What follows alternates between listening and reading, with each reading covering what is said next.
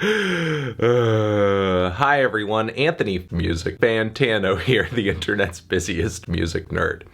And it's time for a review of the new Tropical Fuckstorm album, Braindrops. One of Australia's most promising bands right now, Tropical Fuckstorm, they are back with their sophomore full-length record. I first covered this band in a review of their last full-length album, their debut album to come out last year, A Laughing Death in Mute Space. That is such a weird title, and I cannot believe I remembered it just off the top of my head. Well, I caught on to the band early because there are some members of this band that overlap with a much more celebrated Aussie band, The Drones. Yes, Gareth Lydiard as well as Fiona Kitchen also lend their bass and guitars and vocals to Tropical Fuckstorm as well. And like with the last TFS record, Lauren Hamill as well as Erica Dunn are in the mix too. So the whole gang is back to serve up another helping of what I don't know, as Tropical Fuckstorm continues to have one of the most complicated and difficult to define sounds in rock music right now. It's incredibly dark and forlorn without being too atmospheric or gothed out. The more I listen to them, I have a hard time definitively labeling them as post-punk. It's also noisy and dissonant without being too abrasive, not strictly a noise rock release either. It's sometimes psychedelic and surreal and very thick and layered, but it's also well-defined. It's not hazy, it's not washed out. Sometimes the music on a Tropical Fuckstorm record is angular, groovy, and tense, and sometimes it's loose and melodic and glum and on the verge of breaking down and falling apart. Maybe you could call what Tropical Fuckstorm does dystopian post art punk?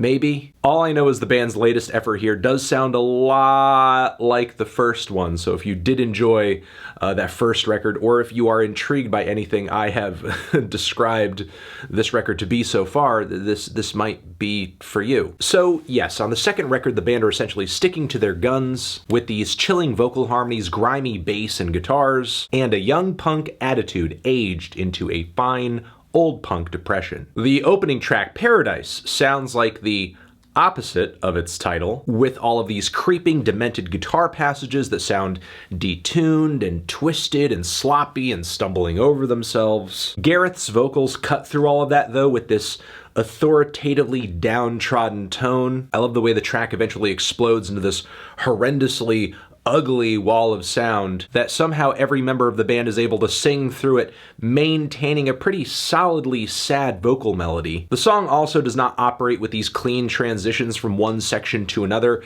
There is usually a bit of space or some time where the band sort of falls down, just going down the hill like a roller coaster and building up and up and up and up before they hit you with another drop. The Planet of the Strawmen, though, has much more of a pulse, much more of a direct track, and not too much unlike previous songs Gareth and Fiona have been connected to through either Tropical Fuckstorm or The Drones, like The Future of History off of the band's last record, or even some tracks from the last Drones record, Feeling Kinda Free, where you have a groovy bass line, some freaky guitars thrown on top of it. Then there's Gareth delivering these maddening rants about what sounds like a peek into the future of the worst case scenario of current day world politics, Kremlin wiretaps, and picking Chinese cotton on the moon. Given the title of the song and the first few verses on the track, though, the song mostly seems to be an attempt at lampooning the arguments of people who throw straw men out to make a point or make themselves seem like they're more correct than they actually are, which I suppose could be viewed as a depiction of how far people will go to stand in the way of progress. The Happiest Guy Around has a similar focus on people not being able to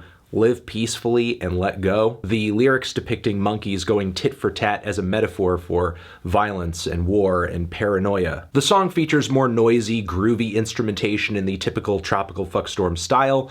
It is also enjoyably obnoxious and a bit of a tease as we get these consistent chants of, "When you ever gonna learn to let things go? When you ever gonna learn to let things go?" I also love that Erica Dunn takes up lead vocal duties on the track Who's My Eugene. It certainly brings more variety to the track list than the last Tropical Fuckstorm album did. The instrumental on this one is funky, like an old 80s dance pop tune, but much weirder, kind of subverted. I love the vocals, I love the vibe. I wish I could say more about the song though, because the meaning of the track is a little elusive to me, and I'm not so surprised about that given how esoteric some of the song ideas have been on the last TFS record, on the last Drones record. But the imagery throughout the track is pretty evocative though. We have a clean-cut figure drowning, a beach being depicted as a cage. Looking further into it online, which I had to do even though I rarely enjoy doing this because I typically hate it when an artist gives away everything about a track when they explain the meaning behind the song, but still.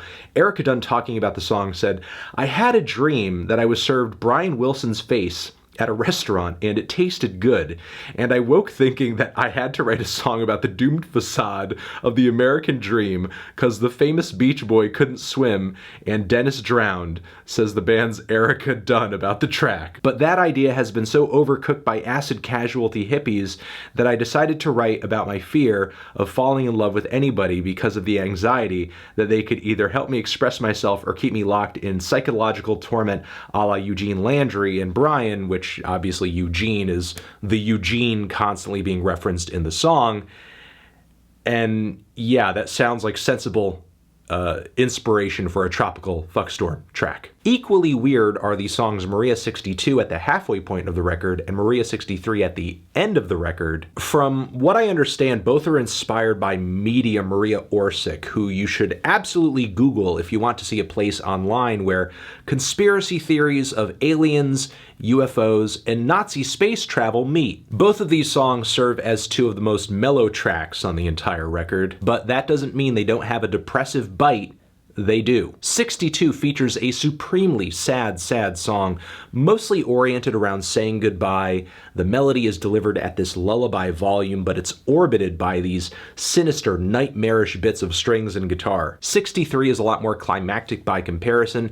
It being the closer, it has a crushingly heavy, distorted finish. It reaches that point through more nuanced, sloppy, stumbling instrumentation. The title track of the record isn't bad, and maybe outside of the context of the album, I would say it's pretty good. But through the track list, it just feels like the band are kind of painting themselves in a corner at this point between this record and the last record. What Tropical Fuckstorm are doing here is almost becoming a formula, and I would hate to see that, especially since they do have one of the most unique sounds in the underground right now, not to mention one of the most underrated too. And I feel like that oddity and that creativity is only going to be maintained with progress and evolution. Aspirin is yet another moment on the record I am not completely sold on. I love the uniquely dark and kind of cynical yet poetic way with which Gareth on this song depicts someone who he misses severely, describing them as a dead fern,